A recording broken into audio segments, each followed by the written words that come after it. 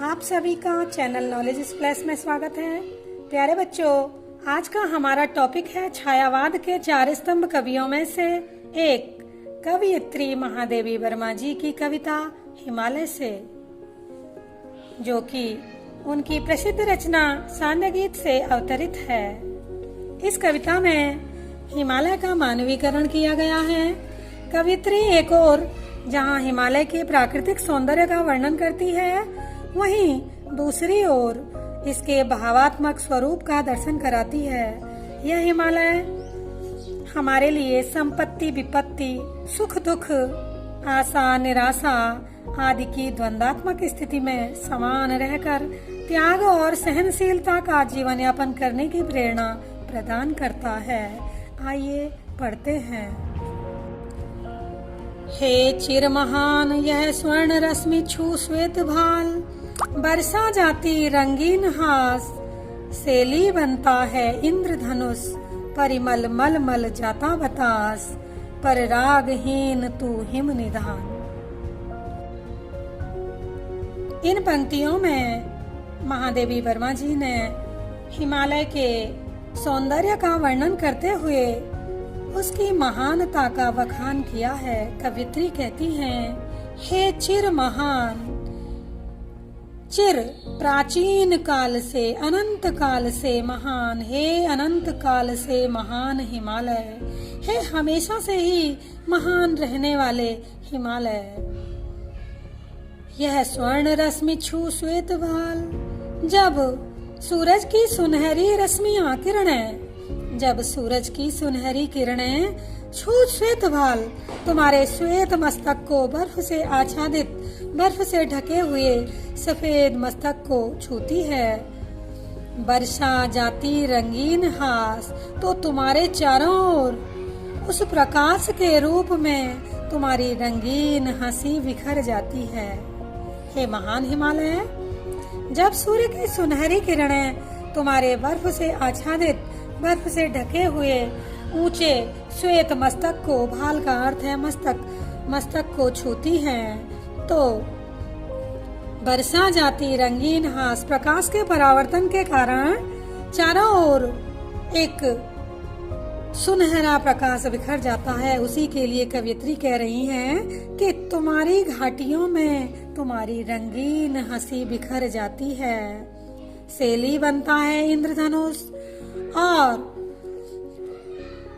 श्वेत बर्फ पर सुनहरी धूप की किरणें पड़ने से उसमें इंद्रधनुषी रंग उत्पन्न होते हैं। तो कवित्री कह रही है कि महान हिमालय, वह इंद्रधनुष के से रंग तुम्हारी सेली बनता है, तुम्हारी पगड़ी प्रतीत होता है, और परिमल मल मल जाता बतास, बतास का अर्थ है वायु, हिमालय पर चलने वाली शीतल मंद हवा। हे हिमालय, तुम्हारे शरीर पर परिमल सुगंध को मल देता है, सुगंध का लेप लगा देता है।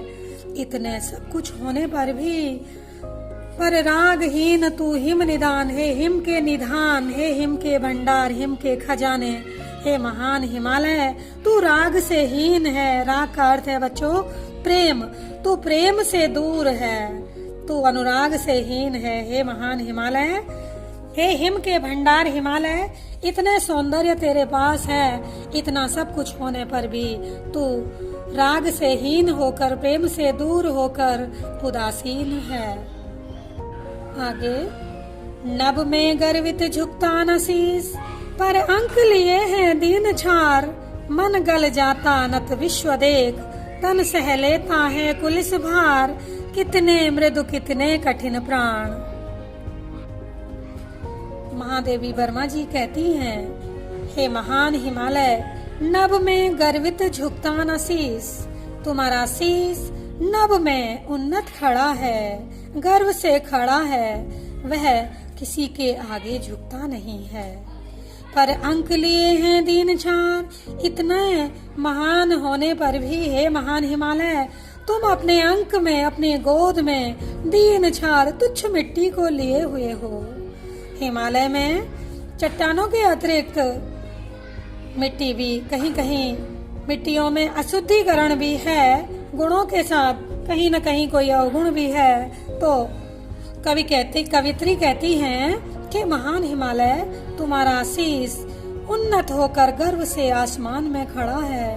वो किसी के आगे झुकता नहीं है, परंतु इतनी महानता के साथ साथ तुम अपने हिमालय की अशुद्धियों को, उस तुच्छ मिट्टी को अपनी गोद में लिए हुए हो, उसको भी धारण किए हुए हो, उसे अपने महान होने पर उस तुच्छता को त्यागते नहीं हो, उस तुच्छ मिट्टी को भी अपनी गोद में धारण किए हुए हो। मन गल जाता नत विश्व देख, तन सह लेता कुलिस भार। हे महान हिमालय, जब तुम देखते हो कि सारा विश्व तुम्हारे चरणों में नत है, झुका हुआ है, नतमस्तक है, तब तुम्हें संसार पर दया आ जाती है और तुम्हारा हृदय द्रवित हो जाता है, तुम्हारा मन गल जाता है, तुम्हारा हृदय द्रवित हो जाता है और तन सह लेता है कुलिस भार। हे महान हिमालय, तुम्हारा शरीर कठोर से कठोर भार को सह लेता है। जैसा कि आप जानते हैं, हिमालय अनेक औषधियों का भंडार है। हिमालय पर विभिन्न प्रकार की जड़ी बूटियां, लकड़ियां और बहुत सारी चीजें हैं। उसके अतिरिक्त यह हिमालय उत्तर में प्रहरी के समान हमारी शत्रुओं से रक्षा कर रहा है। तो कवि कहते हैं, हे महान हिमालय, तेरा शरीर अनेक प्रकार के कठोर भारों को सहन कर लेता है। हे महान हिमालय, कितने मृदु, कितने कठिन प्राण तुम अंदर से, तुम हृदय से कितने मृदुल हो, कितने कोमल हो और बाहर से कितने कठिन, कितने कठोर दिखाई देते हो। काव्यगत सौंदर्य की दृष्टि से हिमालय के सौंदर्य का यहाँ कवित्री ने बड़ा ही चित्रात्मक वर्णन किया है। अतुकांत, आपने देखा होगा कविताओं में प्रायः तुक मिले हुए होते हैं, लेकिन यहाँ तुक मिला नहीं है। भाल, हास, धनुष, बतास तुक मिल नहीं रहे हैं, तो ये यहाँ अतुकांत खड़ी बोली प्रयुक्त की गई है। अलंकारों की दृष्टि से उपमा, उत्प्रेक्षा, मानवीकरण हिमालय का किया गया है और साथ साथ पुनरुक्ति, प्रकाश, अनुप्रास अलंकार भी प्रयुक्त हैं। आगे, टूटी है तेरी कब समाधि, झंझा लौटे सत सत हार, बह चला दृगों से किंतु नीर, सुनकर जलते कण की पुकार, सुख से विरक्त दुख में समान, हे चिर महान, हे चिर महान। इन पंक्तियों में कवियत्री महादेवी वर्मा जी ने बताया है कि हिमालय सभी कष्टों को शांत भाव से सहन करने वाला एक महान साधक है। कवित्री कहती हैं, टूटी है तेरी कब समाधि, हे महान हिमालय, तेरी समाधि कब टूटी है। जो तू समाधि लगाए हुए समाधि में लीन है, ध्यान मग्न है, तेरा ये ध्यान, तेरी ये समाधि कब टूटी है। झंझा लौटे सत सतहार, और झंझा, झंझा का अर्थ है तूफानी हवाएं। सत सत सत सैकड़ों तूफानी हवाएं हार हार प्रयास करके पराजित होकर लौट गई हैं, लेकिन तेरी समाधि नहीं टूटी। बह चला दृगों से किंतु नीर, सुनकर जलते कण की पुकार। हे महान हिमालय, इतने प्रयास करने के बाद, सैकड़ों तूफानी हवाओं के इतने प्रयास करने के बाद भी तेरी समाधि नहीं टूटी, लेकिन बह चला दृगों से किंतु नीर, सुनकर जलते कण की पुकार। अपने मैदानी भागों के तपते हुए कण की पुकार को, एक पुकार को सुनकर, अपने मैदानी भाग जैसे राजस्थान, जैसलमेर आदि बहुत सारे स्थान ऐसे हैं जहाँ की बहुत गर्मी पड़ती है, भीषण गर्मी पड़ती है, तो कवित्री कह रही हैं कि अपने मैदानी भागों के कणों की जलती हुई पुकार को सुनकर, जलते हुए कणों की पुकार को सुनकर, दया के कारण, करुणा के कारण तुम्हारे नेत्रों से नदियों के रूप में आंसू की धाराएं बहने लगती हैं, बहती हैं।